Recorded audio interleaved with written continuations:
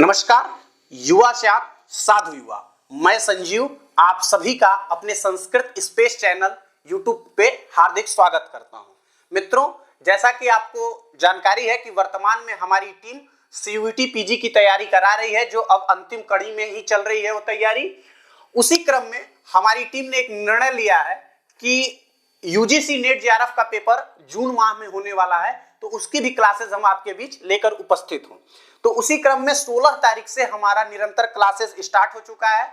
जो भी विद्यार्थी अभी प्रोफेसर बैच अर्थात यूजीसी नेट जेआरएफ के बैच से नहीं जुड़े हैं, उनसे निवेदन है, और जो लोग ये देख रहे हैं ये वीडियो, उनसे भी निवेदन है कि जब आप अपने अपने ग्रुपों में शेयर करें कि ये यूजीसी नेट जेआरएफ की तैयारी हमारे संस्कृत स्पेस चैनल द्वारा चलाई जा रही है, निःशुल्क तैयारी है। आप लोग जुड़ें और विधिवत इससे लाभ लें। और एक विशेष जानकारी और, जो आप यहाँ पे देख रहे हैं आप यूपी हायर, इसका भी पेपर बहुत जल्द होने वाला है। तो ये जो यूजीसी नेट जेआरएफ का जो तैयारी है, वही सिलेबस यूपी हायर का भी है। तो आप लोग मतलब ये क्लास लेने से आपको फायदा ये होगा कि जो लोग यूजीसी नेट जेआरएफ की तैयारी कर रहे हैं उनके लिए भी ये क्लास फायदेमंद है, और जो उत्तर प्रदेश हायर एजुकेशन का तैयारी कर रहा है उसके लिए भी ये क्लास फायदेमंद है। तो आप लोग इस क्लास से जुड़िए। प्रॉपर हमारी टीम के मतलब टीचर्स आपके बीच क्लासेस लेके उपस्थित हो रहे हैं, तो आप लोग उससे जुड़िए और अपने अपने ग्रुपों में इस चीज को शेयर करिए। तो हम चलते हैं, आज हमारी क्लास सीयूईटी पीजी की नीति शतक पे है। तो नीति शतक चौथे यूनिट में है। चौथे यूनिट में दो नीति परक ग्रंथ लगे हुए हैं, एक हितोपदेश और दूसरा नीति शतक। तो हितोपदेश की क्लास शिवम सर द्वारा ली जा चुकी है, आप लोग वहां जाकर हमारे संस्कृत स्पेस चैनल पर देख सकते हैं। और दूसरा क्लास जो नीति शतक का है वह आज चल रहा है। तो नीति शतक क्या है, इस पे थोड़ा सा हम ध्यान आकर्षित करेंगे आप लोगों का कि नीति परक जो चीजें जिनमें लिखी गई, ऐसा नीति ग्रंथ। तो नीति ग्रंथ में ही, नीति ग्रंथ की परंपरा क्या है कि वैदिक काल से जो हमारी परंपरा चली आ रही है, उसी परंपरा में जो भी चीज नीति परक लिखी गई उसको नीति साहित्य में रखा गया। नीति साहित्य में देखते हैं तो लौकिक साहित्य में नीति साहित्य आता है। तो नीति साहित्य में प्रमुख नीति ग्रंथ हैं, जैसे विदुर नीति, शुक्र नीति, चाणक्य नीति। उसी प्रकार नीति शतक जो है ये आपका भर्तृहरि जी द्वारा रचित एक ग्रंथ है। तो भर्तृहरि जी द्वारा रचित यह ग्रंथ है। तो हम जैसे हम कभी भी किसी ग्रंथ को पढ़ने से पूर्व हम उसके काल को जानते हैं, उसके रचयिता को जानेंगे, उसके जन्म स्थान, रचयिता का जीवन परिचय क्या रहा है, किस परंपरा में कैसे, ये सब हम डिस्कस करेंगे, चर्चा करेंगे। तो हम देखते हैं कि भर्तृहरि क्या, थोड़ा परिचय देख लेते हैं। तो सबसे पहले नीति शतक के रचयिता जो हैं वो आचार्य भर्तृहरि हैं। ठीक, अब इनका जो समय है, जन्म समय, वह 600 से 700 के मध्य, 700 ईस्वी के मध्य। ठीक, और ये प्रमाणिक है, चूंकि इनका ऐसा प्रमाण कुछ मिलता नहीं है, लेकिन आचार्य बलदेव उपाध्याय जी द्वारा, जो उत्तर प्रदेश संस्कृत संस्थान द्वारा उनका संस्कृत साहित्य का बृहद इतिहास मिलता है, जो साहित्य के क्षेत्र में, संस्कृत साहित्य के क्षेत्र में सबसे प्रमाणिक ग्रंथ के रूप में स्वीकार किया जाता है, उसमें ये आपको प्राप्त होता है उनका जन्म समय। तो हमको लगता है कि ये मानना उचित है। तो उनका जन्म समय 600 से 700 के मध्य है। ठीक, दूसरे स्थान पे आता है उनका जन्म स्थान। तो मालवा प्रांत में उनका जन्म स्थान था। ठीक, और मालवा प्रांत, तो मालवा प्रांत आपका वर्तमान में मध्य प्रदेश जो है, ये मालवा प्रांत के ही भीतर मालवा प्रांत मध्य प्रदेश के अंतर्गत आता है। ठीक, अब इनके पिताजी जो थे ये गंधर्वसेन थे, और गंधर्वसेन जी मालवा प्रांत के राजा थे। तो अर्थात इससे ज्ञात होता है कि आचार्य भर्तृहरि जो थे ये राज परंपरा के निर्वाहक थे, राज परंपरा में इनका जन्म हुआ था। ये एक राजा थे, आचार्य भर्तृहरि राजा थे। ठीक, अब इनके भाई जो थे वह विक्रमादित्य थे, जिनके नाम से संवत्सर भी एक है, वह विक्रमादित्य इनके छोटे भाई थे, बड़े भाई नहीं थे, ये छोटे भाई थे। ठीक, छोटे भाई थे। और इनकी पत्नी का नाम पिंगला था। चूंकि इनकी पत्नी का नाम जानना इसलिए जरूरत है क्योंकि भर्तृहरि को वर्तमान में साहित्य के क्षेत्र में भर्तृहरि अपनी पत्नी के ही वजह से भर्तृहरि फेमस हुए। क्यों, अब इस पे थोड़ा हम चर्चा करेंगे। इनकी पत्नी का नाम पिंगला था, और भाई विक्रमादित्य थे और यह मालवा प्रांत के राजा थे। तो भर्तृहरि मालवा प्रांत के राजा हुआ करते थे। और एक छोटी सी किंवदंती है कि भर्तृहरि मालवा प्रांत के राजा थे और इनकी जो पत्नी थी पिंगला, इनसे ये बहुत प्रेम करते थे। तो जैसे संस्कृत साहित्य में एक स्वप्नवासो दत्तम ग्रंथ है जिसमें उदयन राजा हुए थे, वो भी धीर ललित नायक के रूप में उनको लिया जाता है। वह मतलब श्रृंगार में ही हमेशा लिप्त हुआ करते थे। उसी प्रकार पिंगला से भर्तृहरि इतना प्रेम करते थे कि हमेशा वो पिंगला में ही रत हुआ करते थे और उनको पिंगला के अलावा कुछ उनको दिखता ही नहीं था। तो इसलिए इनको अब क्या हुआ कि भाई राजपाट वो छोड़ के अपनी पत्नी में ही वो हमेशा रत रहा करते थे। 24/7 पत्नी के ही बारे में चर्चा करना, संभोग श्रृंगार इत्यादि में विलप्त रहना इनका काम हो गया था। तो इससे क्या हुआ कि राजपाट भाई वो होता था और इनके जो छोटे भाई थे वो मंत्री हुआ करते थे। तो पिंगला क्या की, पिंगला से बहुत प्रेम करते थे और पिंगला जो थी वो मतलब वो दूसरे से प्रेम करती थी, वो भर्तृहरि से प्रेम नहीं करती थी। तो और ये बात विक्रमादित्य को मालूम चल गई। विक्रमादित्य ने क्या किया कि वह यह बात अपने भाई को अर्थात भर्तृहरि जी को यह चीज बताया। तो भर्तृहरि जी इतना पिंगला से प्रेम करते थे कि लोग नहीं कहते कि प्रेम में अंधा व्यक्ति, जब किसी से प्रेम हो जाता है तो उसके बारे में जो गलतियां होती हैं वह भी हमको नहीं दिखता है। ये प्रेम का एक बहुत खूबसूरती है कि जब किसी से प्रेम हो जाता है तो उसके बारे में कुछ गलत चीज भी होता है और हमको कोई बताता है तो हम उसको नहीं मानते हैं। तो यही सेम कारण भर्तृहरि जी के साथ भी हुआ। उन्होंने पिंगला का जो कृत्य था वो दूसरे से प्रेम करती थी, वह चीज भले विक्रमादित्य को तो मालूम था और विक्रमादित्य बार बार भर्तृहरि जी से कहते थे, लेकिन भर्तृहरि जी इसको नहीं मानते थे। और यही कारण हुआ कि पिंगला ने भर्तृहरि जी को विक्रमादित्य के खिलाफ भड़काया और भर्तृहरि ने अपने छोटे भाई विक्रमादित्य को देश निकाल दिया। उन्होंने उनको बाहर कर दिया, अपने देश से, अपने राज्य से बाहर कर दिया। उसके बाद क्या हुआ कि एक ब्राह्मण थे, किंवदंती है कि एक ब्राह्मण थे, वो तपस्या कर रहे थे और उनको एक फल प्राप्त होता है। तो और वो फल होता है कि अमर के लिए वो फल प्राप्त होता है।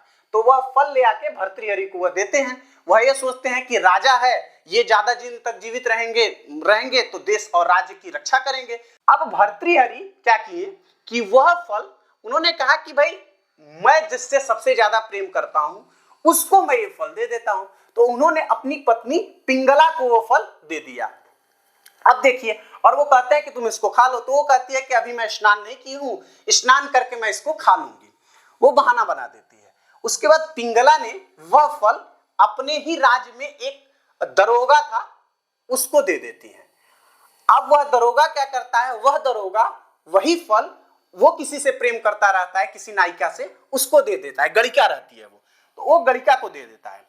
अब गणिका ये सोचती है कि मैं इसको क्या करूंगी, मैं इसको क्या करती हूं कि मैं इसको एक राजा को दे देती हूं, कि राजा को दे देती हूं। अब वो मतलब वो दरोगा जिससे प्रेम करता रहता है, वह गणिका भर्तृहरि को वो ले जाके फल दे देता है।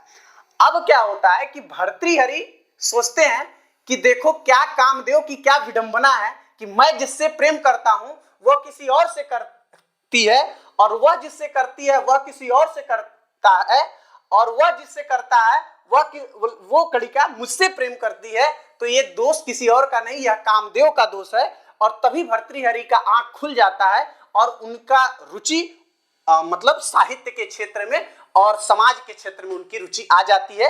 तब उसके बाद जब ये घटना घट जाती है तब भर्तृहरि द्वारा रचित नीति शतक लिखा जाता है। तो ये कथा थी, भर्तृहरि से संबंधित एक छोटी सी कथा थी। तो उसके बाद क्या होता है कि भर्तृहरि अब कुछ किताबें लिखे, कृतियां लिखे, उनके बारे में भी हम थोड़ा सा डिस्कस कर लेते हैं। तो कृतियां क्या हैं, देखिए भर्तृहरि जी द्वारा 3 शतकत्रय 3 लिखा गया, जिसमें नीति शतक सबसे पहले लिखा गया, श्रृंगार शतक द्वितीय पर और वैराग्य शतक तीसरे नंबर पर लिखा गया। तो नीति शतक मैंने आपको बताया, नीति परक जो भी चीजें हैं उसमें नीति शतक में है। तो नीति परक क्या क्या, जैसे मित्र का लक्षण, दुष्ट व्यक्ति का लक्षण, विद्या का लक्षण, राजनीति का लक्षण, समाज में कैसे रहना है, भाग्य क्या क्या है, मतलब विद्या क्या है, तमाम चीजों के बारे में नीति शतक में आचार्य भर्तृहरि बहुत विधिवत चर्चा उन्होंने किया है। 109 श्लोक इसमें प्राप्त होते हैं। ठीक, दूसरे पे आता है श्रृंगार शतक। तो श्रृंगार शतक में चूंकि भर्तृहरि स्वयं एक श्रृंगारिक व्यक्ति थे, तो उन्होंने प्रेमी प्रेमिकाओं के बारे में बहुत सुंदर सुंदर पद्य उसमें श्रृंगार शतक में उन्होंने लिखा है। और ऐसा उपलब्ध होता है कि तीनों में 100 श्लोक प्रामाणिक रूप से स्वीकार किया जाता है, लेकिन उसके बाद आए कुछ आचार्यों के द्वारा जोड़ा भी गया है, उसमें से 109 श्लोक नीति शतक में प्राप्त होता है और श्रृंगार शतक में 100, वैराग्य शतक में भी 100। ये प्रामाणिक रूप से स्वीकार किया जाता है, लेकिन अब जैसे 109 क्या नाम है, कुछ पद्य बाद में भी जोड़ दिए गए, तो उसमें 109 इसमें प्राप्त होता है। ठीक, और वैराग्य शतक में वैराग्य से संबंधित चीजों का वर्णन वैराग्य शतक में प्राप्त होता है। तो ये तीन इनका शतकत्र है, ये अर्थात ये साहित्य से संबंधित इनके 3 ग्रंथ हैं। और ये एक साहित्यिक होने के साथ साथ एक वैयाकरण भी इनको बहुत गूढ़ रूप से इनको देखा जाता है। और ये दार्शनिक ग्रंथ, व्याकरण का जो दार्शनिक पक्ष है, दार्शनिक ग्रंथ, उन्होंने वाक्यपदीयम के रूप में उन्होंने लिखा। और वाक्यपदीयम में 3 कांड हैं, ब्रह्मकांड, पद्मकांड और वाक्यकांड। यह 3 कांड आपका वाक्यपदीयम में प्राप्त होता है। और चौथा ये महाभाष्य पर इन्होंने आपका एक टीका लिखा, उस टीका का नाम आपका है दीपिका टीका। दीपिका टीका नामक उन्होंने एक टीका लिखा महाभाष्य पर। तो इस प्रकार इनकी ये कृतियां हैं। ठीक, अब हम चलते हैं नेक्स्ट। अब देखते हैं नीति शतक से संबंधित हम चीजों पर चर्चा करते हैं। तो नीति शतक, तो नीति शतक में सबसे पहले मैंने आपको बता दिया कि 109 श्लोक नीति शतक में प्राप्त होते हैं। और नीति शतक में मंगलाचरण पे हम चर्चा करते हैं। मंगलाचरण क्या है, तो सबसे पहले मंगलाचरण देखते हैं। दिक्कालाद्यनवच्छिन्ना अनंतः चिन्मात्र मूर्तये स्वानुभूत्येकमानाय नमः शांताय तेजसे।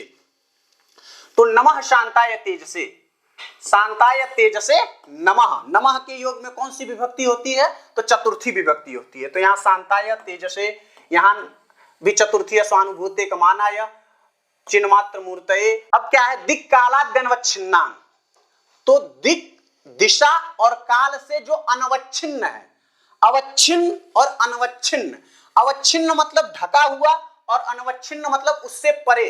तो दिक और काल से जो परे है, ऐसे चिन्मात्र मूर्तये स्वानुभूत्येकमानाय नमः शांताय, शांताय तेजसे नमः। तो ऐसे शांताय तेजसे नमः, ऐसे ब्रह्मा को मैं प्रणाम करता हूं, ऐसा इसका भाव है। ठीक, और इसको आप ध्यान रखिएगा भाव। अब इसमें क्या है कि सबसे पहले इसमें हमको एक चीज और पकड़ना है कि इसमें किस प्रकार का मंगलाचरण किया गया है। तो इसमें नमस्कारात्मक मंगलाचरण किया गया है। मंगलाचरण 3 प्रकार का होता है, नमस्कारात्मक मंगलाचरण, वस्तु निर्देशात्मक मंगलाचरण और आशीर्वादात्मक मंगलाचरण। तो इसमें नमस्कारात्मक मंगलाचरण किया गया है। क्यों? क्योंकि यहाँ पर ब्रह्मा का मंगलाचरण किया गया। शांताय तेजसे, तेज रूप कौन है, ब्रह्मा, चिन्मात्र मूर्तये ब्रह्मा। तो ब्रह्मा का इसमें मंगलाचरण किया गया है, अर्थात ये ब्रह्मा जी का ध्यान किया गया है, उनका नमस्कार किया गया है, इसलिए नमस्कारात्मक मंगलाचरण हुआ। ठीक, इसमें अनुष्टुप छंद का प्रयोग किया गया है, यह भी एक ध्यान देने वाला चीज है। अनुष्टुप छंद, अनुष्टुप छंद में आप जानते हैं 8 वर्णों का एक पाद और 4 पाद हैं इसमें, तो 8 चौको 32, अर्थात अनुष्टुप छंद में 32 अक्षर प्राप्त होते हैं। ठीक, अब हम देखते हैं आगे क्या है। तो अब देखिए, अब नीति शतक से समझ चुकी, नीति शतक में 109 श्लोक हैं, तो 109 श्लोक तो हम आपको नहीं बता सकते, लेकिन कुछ कुछ प्रमुख श्लोक हम आपके बीच लेकर आए हैं, जिससे आप इसको समझ लीजिएगा। और कुछ कुछ श्लोक जो आपको ज्ञान भी है, तो उसको मैंने छोड़ दिया है, आप उसको देखते भी रहिएगा, वो भी पूछ सकता है। प्रमुख चीजों को मैं लेकर आपके बीच आया हूं। ठीक, अब देखते हैं। कहता है अज्ञ सुखमाराध्य सुख तरमाराध्यते विशेषज्ञ ज्ञान लव दुर्विदग्धम ब्रह्मापीतम नरम न रंजयति। ठीक, अब इसका भाव क्या है, तो देखिए, मनुष्य जो है उससे संबंधित कुछ पंक्ति है। देखिए, अज्ञ सुखमाराध्य, जो अज्ञ मतलब अज्ञानी है, ठीक, उसको आपको समझाने में बहुत आसानी से उसको समझा सकते हैं जो अज्ञानी है, ठीक। और जो ज्ञानवान है, सुखम आराध्यते विशेषज्ञ, जो विशेषज्ञ है उसको भी आप आसानी से समझा सकते हैं। अर्थात जो अज्ञ है, मतलब जो ज्ञानी नहीं है, जो अज्ञानी है, उसको भी आप आराम से समझा सकते हैं, और जो विशेषज्ञ है उसको भी आप आसानी से समझा सकते हैं। लेकिन ज्ञान लव दुर्विदग्धम ज्ञान लव वदुर विदग्धम, मतलब जो कम, मतलब न ज्ञानी है न अज्ञानी है, बीच वाला है। तो हमारे यहाँ भोजपुरी में एक कहावत है कि अलगत कगरी छलकत जाए, तो जो मतलब बीच वाला है, त्रिशंकु नियर जो बीच में लटक रहा है, ऐसे व्यक्ति को ब्रह्मा भी नहीं समझा सकते हैं। जो जिसको कम ज्ञान है, पूर्ण ज्ञान भी नहीं है, ना हल्का ज्ञान है, जिसको मध्य वाला जो व्यक्ति है, उसको आप ब्रह्मा तक नहीं समझा सकते हैं। ऐसा इस पंक्ति का भाव है। अब दूसरा पंक्ति है कि साहित्य संगीत कला विहीन। तो मैं बार बार ये बोलता रहता हूं, साहित्य संगीत कला विहीन। साहित्य, संगीत और कला, इन तीनों से विहीन जो पुरुष है वह साक्षात पशु, वह पुरुष साक्षात पशु के समान है। और वह पशु कैसा है? तो पुच्छ और विषाण से हीन। पुच्छ अर्थात पूंछ, और विषाण मतलब सिंह से हीन, मतलब पूंछ और सिंह से हीन पशु कैसा है? तो साहित्य संगीत कला विहीना। तो साहित्य संगीत और कला को नहीं जानने वाला पुरुष साक्षात पशु के तुल्य है। और वह पशु कैसा है? जिसके पास न पूंछ है और न सिंह है। तृणम न खादन न पिजीयो मानस ताद्भोग भागधेयम परमम पशुनाम। ऐसा पशु जो तृण नहीं खाता है। अब देखिए तीसरी पंक्ति है कि येषाम न विद्या न तपो न दानम ज्ञानम न शीलम न गुणो न धर्म ते मर्त्य लोके भूभार भूता मनुष्य रूपेण मृगाश्चरंती। अर्थात जिस व्यक्ति में न विद्या है, न तप है, न दान है, न ज्ञान है, न शील है, न गुण है, न धर्म है, ऐसा जो मनुष्य वह मृत्यु लोक पर होते हुए भार के समान है। और ऐसा मनुष्य मृगाश्चरंती, मृग अर्थात पशु के समान है। तो ये पहली पंक्ति भी पशु से संबंधित, मनुष्य जो है जिसमें ये गुण नहीं होते हैं वह पशु के तुल्य है। और यह दूसरा पंक्ति भी, दोनों का भाव कुछ कुछ मिलता जुलता है। दोनों ऐसे लोग जो पशु के तुल्य हैं, ऐसा साहित्य संगीत कला वीणा। और ये पंक्ति जिन मनुष्य में नहीं घटता है वह व्यक्ति साक्षात पशु के तुल्य है, ऐसा इस पंक्ति का भाव है। ठीक, अब देखिए, अब कहता है कि केयूराणि न भूषयन्ति पुरुषम हारा न चंद्रोज्ज्वला न स्नानं न विलेपनं न कुसुमं नालंकृता मूर्धजा वार्णेकाशमलंकरोति पुरुषं या संस्कृता धार्यते क्षीयन्ते खलु भूषणानि सततं वाग्भूषणं भूषणम्। कह रहा है कि आपका सुंदर वचन, वाग्भूषणम मतलब आपका सुंदर वाणी ही आपका आभूषण है। इस पंक्ति का मूल भाव यह है कि आपका सुंदर वाणी ही आपका आभूषण है। केयूराणी, आपका मतलब सुंदर आकृति वाले हैं तो भी आप वो आपके काम का नहीं है। पुरुषम हारा न चंद्रोज्वलाम, आप मतलब हार पहने हुए हैं। और चंद्रोज्वलाम, चंद्र के समान तेज वो है, उसमें भी कुछ नहीं है। न स्नानम न विलेपनम, ये सब कुछ नहीं है।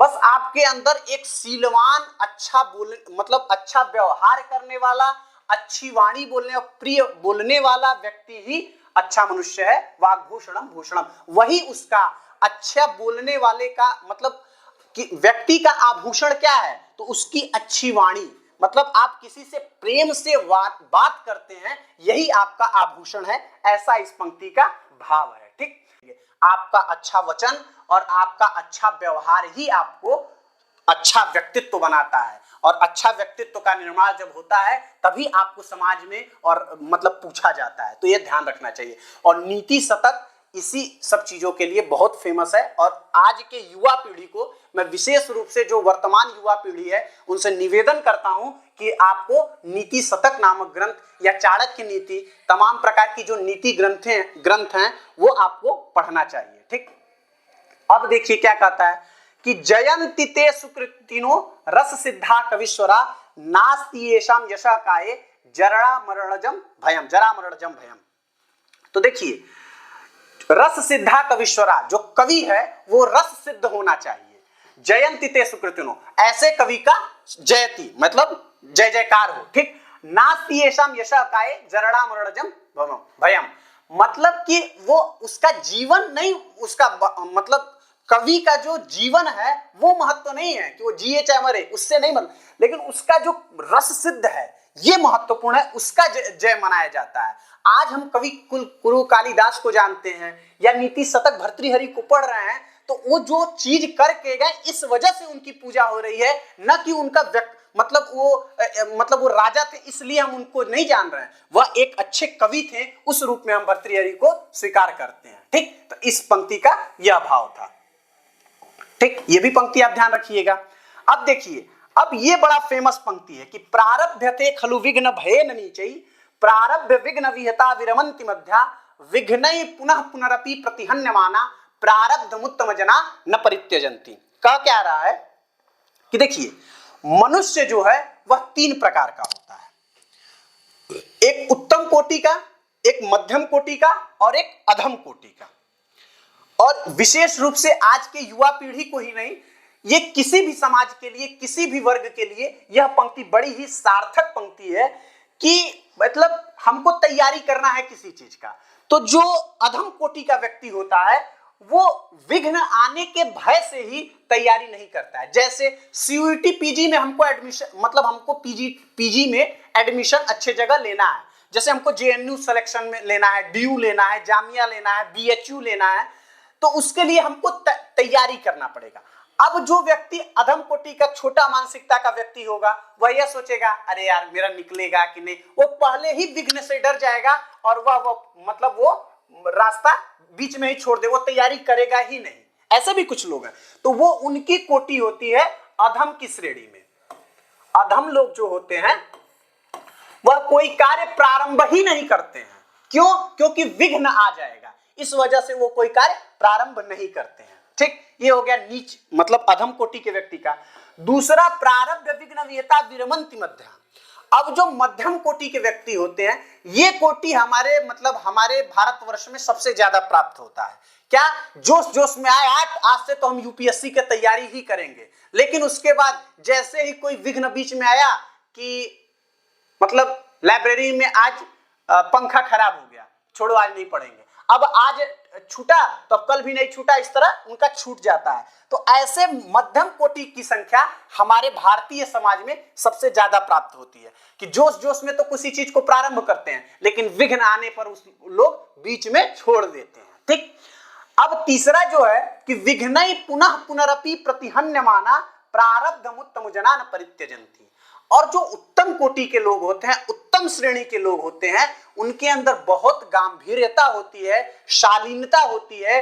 बार बार विघ्न आने पर भी वह कार्य को तब तक नहीं छोड़ते हैं जब तक कार्य पूर्ण नहीं हो जाता है। ये उत्तम कोटि के लोगों का यह लक्षण है। तो अब आपको डिसाइड करना है कि आप किस कोटि में आते हैं। और मैं निश्चित कह सकता हूं कि हमारे जो भी लोग सीयूटी पीजी से तैयारी कर रहे हैं वह उत्तम कोटि के व्यक्ति हैं कि विघ्न बार बार आने पर हमारे साथ भी समस्या हो जा रही है कि हम लोग कभी कल नेट स्लो हो जा रहा है, वीडियो लेट पढ़ रहे हैं, तो इसका मतलब ये थोड़ा हुआ कि हम वीडियो नहीं अपलोड करेंगे, वीडियो नहीं रिकॉर्ड करेंगे, हम जरूर करेंगे। बार बार विघ्न आने पर भी हमको अपना लक्ष्य पूरा करना है, तो हम अपना लक्ष्य पूरा करें, यही इस पंक्ति का भाव है। तो ये पंक्ति विशेष रूप से आप लोग ध्यान में रखिएगा। तो अब देखते हैं, विपत्ति धैर्य वथा विधेय क्षमा सदसि वाक् पटुता यदि विक्रमा यशसि चाभिरुचिर व्यसनम श्रुतौ प्रकृति सिद्धम इदं हि महात्मनाम। कुछ बातें जो महात्मा लोग होते हैं, अच्छे लोग होते हैं, उनके स्वभाव में ही होता है। क्या? कि विपत्ति धैर्यम, विपत्ति काल में धैर्य को धारण करते हैं। अभ्युदय क्षमा, पुरुषार्थ बढ़ने पर व्यक्ति क्षमावान होता है। सदसि वाक् पटुता, मतलब सदन में, सभा में वाक्पटुता होती है। युधि विक्रमा, मतलब युद्ध में पराक्रम को प्राप्त होते हैं। यशसि चाभिरुचिर, यश अभिरुचि प्राप्त होता है। और व्यसनम श्रुतौ, श्रुति मतलब वेद में हमेशा लिप्त रहते हैं, ऐसा स्वभाव जो सिद्ध पुरुष होते हैं, महात्मा लोग होते हैं, उनको जन्म से ही प्राप्त होता है। ठीक, अब देखते हैं दूसरा क्या है। दानम भोगो नासस तिसरो गतयो भवन्ति वित्तस्य यो न ददाति न भुंक्ते तस्य तृतीया गतिर्भवति। धन की 3 गति है, दान, भोग, नाश। गतयो भवन्ति वित्तस्य। अब क्या है कि जो व्यक्ति इन दोनों चीजों पर काम नहीं करता है, अर्थात धन आया, आप दान नहीं कर रहे हैं और न भोग कर रहे हैं, पूंजी अपनी जमा करके स्विस बैंक में रखे हुए हैं, तो वह जो है वो धन आपका नाश होना ही है। गति कहाँ गया, नासस, ये नाश होना ही है। तीसरा गति तो नित्य है, अगर आप ये दोनों नहीं किए तो तीसरा दान का जो है मतलब धन का जो गति है तीसरा, स्विस बैंक में जो लोग पैसा जमा करते हैं, इधर उधर जो लोग घोटाला करते हैं, पकड़ा जाते हैं, तो उनका पैसा सरकार जब्त कर लेती है। इसीलिए आप धन कमा रहे हैं, ईमानदारी पूर्वक कमाइए और उस धन को दान करिए और भोग करिए। या तो दान करिए, कुछ अंश दान करिए और कुछ अंश आप भोग करिए। ठीक, तो ये भी आपको पंक्ति मतलब ये देखिए नीति परक पंक्तियां हैं। अब देखिए 9वां क्या है कि वारांगनेव नृपनीति रत्नेक रूपा। नृपनीति अर्थात राजनीति, वारांगनेव अनेक रूपा, वैश्या के समान अनेक रूपों वाली होती है। तो सत्या मतलब सत्य बोलने वाली, अनृता मतलब झूठ बोलने वाली, परुषा मतलब कठोर बोलने वाली, कठोर, प्रियवादिनी प्रिय बोलने वाली। ठीक, हिंसा मतलब राजनीति में हिंसा भी होती है। दयालु रूपी दयालु भाव भी राजनीति में होता है। चार्थ परावधान्या नित्य व्यया प्रचुर नित्य धनागमा च वारांगनेव नृपनीति रनेक रूपा। जो राजनीति जो है नृपनीति है, जो राजनीति है अनेक रूपों वाली है। चूंकि आज आप समाज में देख रहे हैं राजनीति ऐसे मतलब सरकारें तोड़ी जा रही है, इधर कहीं 2 वोट से सरकार गिर जा रही है, फिर तोड़ मड़ोड़ के सरकार बनाया जा रहा है। तो वो उस समय भी भर्तृहरि उसी समय लिख दिए थे कि जो नृपनीति राजनीति है वारांगनेव वैश्या के समान अनेक रूपों वाली है। ऐसा पंक्ति नीति परक पंक्ति हमको प्राप्त होता है, तो इसको भी हम लोग को ध्यान में रखना है। ठीक, अब देखिए ये है आलस्यम ही मनुष्याणाम शरीरस्थो महान रिपुः नासद्युत्समो बंधु कुर्वाणो नावशीरति।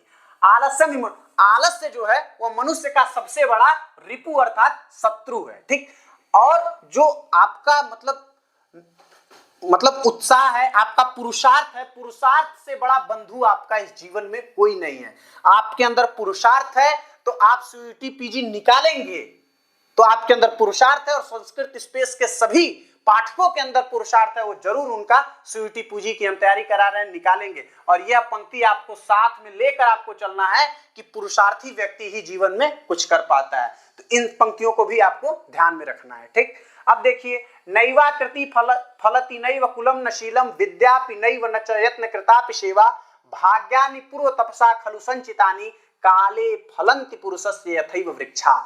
देखिए तमाम चीजें आप कर लेते हैं, लेकिन भाग्य भी एक बहुत बड़ा चीज है।